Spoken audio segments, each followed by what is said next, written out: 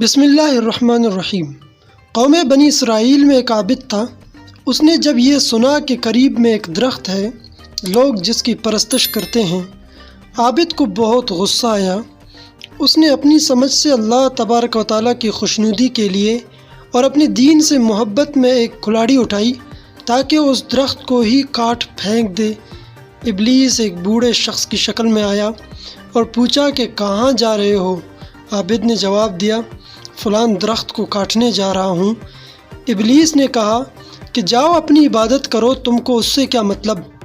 عابد کو یہ سن کر بہت ہی غصہ آیا اور غصے میں اس کو زمین پر دے مارا اور اس کے سینے پر سوار ہو گیا۔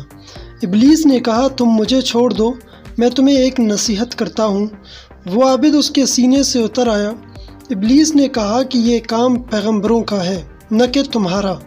عابد کا کہنا ہے کہ میں نے اس کی بات نہیں سنی اور پھر آگے بڑھا، مگر پھر ابلیس نے بہکانا شروع کیا۔ میں نے دوبارہ اس کا گریبان پکڑ لیا اور پھر اس کو زمین پر دے مارا۔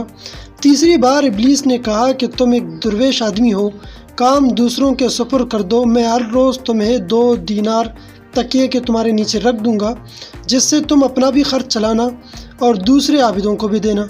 عابد نے اپنے دل میں کہا کہ 1 دینار کا صدقہ نکال دیا کروں گا اور 1 دینار سے اپنا خرچ چلاؤں گا، اور یہ کام تو درخت کاٹنے سے بہتر ہے، اور مجھے درخت کاٹنے کا حکم بھی نہیں دیا گیا اور نہ ہی پیغمبر و نبی ہوں میں۔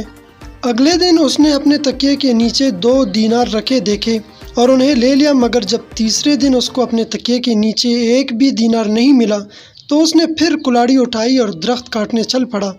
ابلیس پھر راستے میں ملا اور کہنے لگا، اے شخص، یہ کام تمہارا نہیں ہے۔ ابلیس کا یہ کہنا تھا کہ عابد اس سے دست بگریبان ہو گیا۔ اس بار ابلیس نے اس عابد کو زمین پر گرا دیا اور اس کے سینے پر سوار ہو گیا۔ یہ دیکھ کر عابد اس سے پوچھا کہ یہ کیا ہوا کہ اس سے پہلے 2 بار میں نے تجھے زمین پر چت دے مارا تھا اور اس بار میں مغلوب ہو گیا۔ عابد نے کہا کہ اس سے پہلے دونوں بار تم نے اللہ کے لیے مجھ سے جھگڑا کیا تھا اور اس بار دینار کے لیے۔ اس سے پہلے تم خدا کے لیے خلوص نیت کے ساتھ نکلے تھے، خدا نے تمہیں طاقت و قوت عطا کر دی تھی۔ اب تم لالچ کے لیے نکلے ہو اور دنیا کے لیے تم نے مجھ سے جھگڑا کیا ہے اور اپنے نفس کے تابع ہو گئے ہو۔ یقیناً تمہیں کمزور و مغلوب ہونا ہی تھا۔ جناب نبی کریم صلی اللہ علیہ وسلم سے لوگوں نے پوچھا کہ اخلاص کا کیا مطلب ہے؟ آپ نے ارشاد فرمایا، جب تم یہ کہتے ہو کہ میرا پروردگار خدا واحد ہے، تو جو کام تمہیں اللہ کی طرف سے سونپا گیا ہے اس میں ثابت قدم رہو۔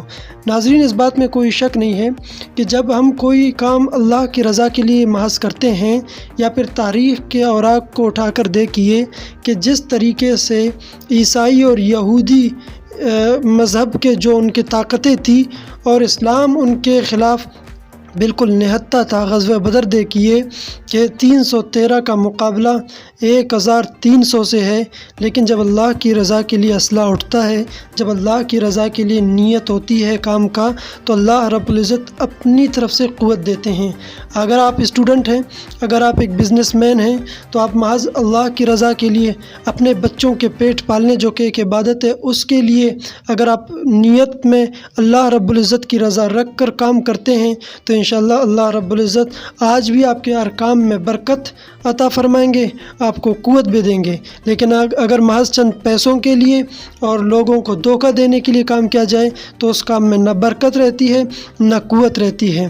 دوستو، اگر کہانی اچھی لگی، واقعہ اچھا لگا تو میرے چینل کو ضرور سبسکرائب بھی کرنا اور ویڈیو کو لازمی دیکھ کر لائک بھی کر دینا۔